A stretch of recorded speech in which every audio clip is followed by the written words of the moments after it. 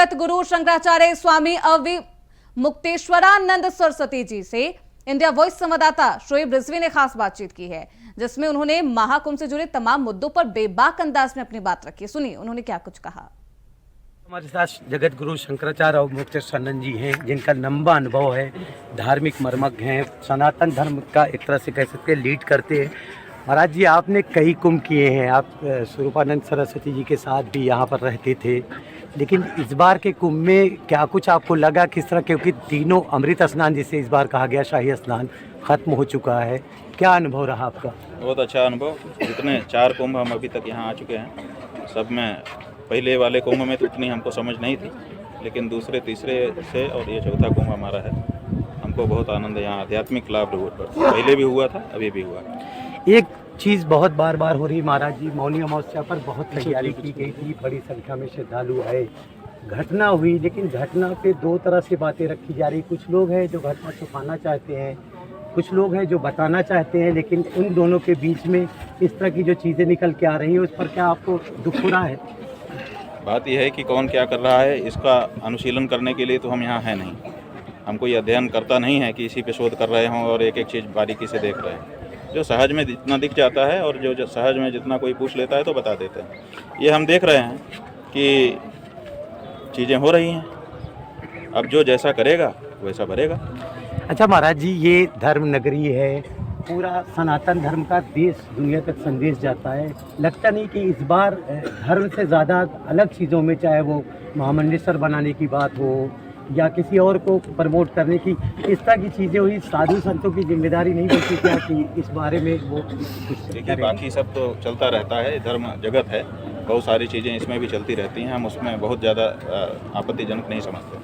हमको जो पीड़ा लगी वो ये है, जो कभी नहीं भूलेगी, कि बड़ी दर्दनाक मौत उन श्रद्धालुओं की हुई जो बड़ी श्रद्धा से, बड़ी आस्था से, बड़ा विश्वास लेकर के यहाँ पर आए थे, और उनकी मौतों को अफवाह अफवाह अफवाह कह करके पूरी रात और पूरा दिन यहाँ के सबसे बड़े प्रबंधक के द्वारा कहा गया, जो कि उनकी मृत्यु का अपमान था, वो अच्छा नहीं लगा हमको। बस 1-2 छोटे सवाल है महाराज जी। यहाँ पर मुस्लिम बहुल क्षेत्रों में जिस दिन घटना हुई थी, उसके बाद जिस तरह से उन्होंने सहयोग किया, मदरसे, घर सब खोल दिए गए लोगों को, और यहाँ पर मेले में शुरुआत में इस तरह का विषय उठाया गया कि मुसलमान यहाँ ना आए, कैसा देखते हैं आप इसको? नहीं तो ठीक है ना, मुसलमान यहाँ क्यों आए? वो मदद करते हैं, इसलिए उनको हम अपने पूजा पाठ में शामिल कर लें।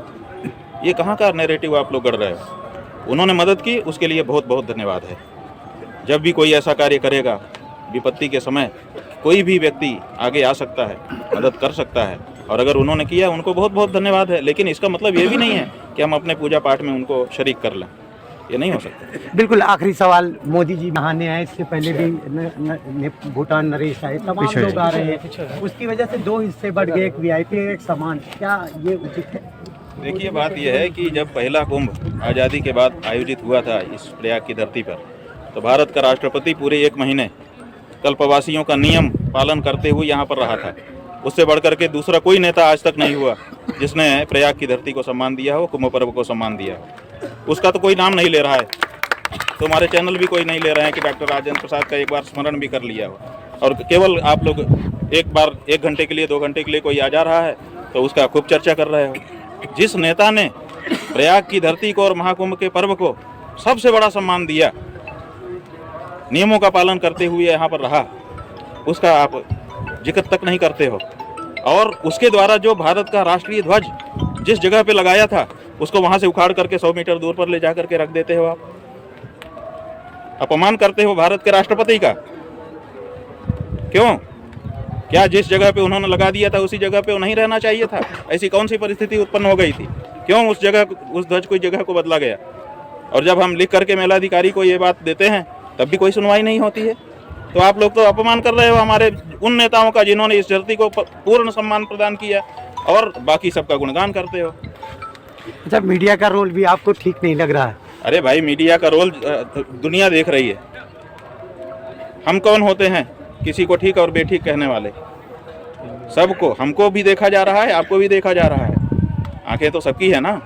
तो जनता इसको तय करेगी कि कौन किसका क्या रोल है। हम जो कह रहे हैं, हमको जो पीड़ा है हम वो कह रहे हैं। हमको ये पीड़ा है कि आप एक नेता को खूब दिखाते हो और उस नेता का स्मरण तक नहीं करते हो।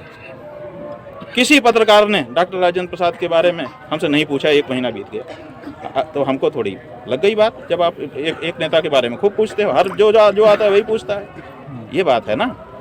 बहुत धन्यवाद। शंकराचार्य इसलिए स्पष्ट और सच बोलते हैं, शायद यही वजह है कि लोगों का इस तरह से विरोध भी दिखता है।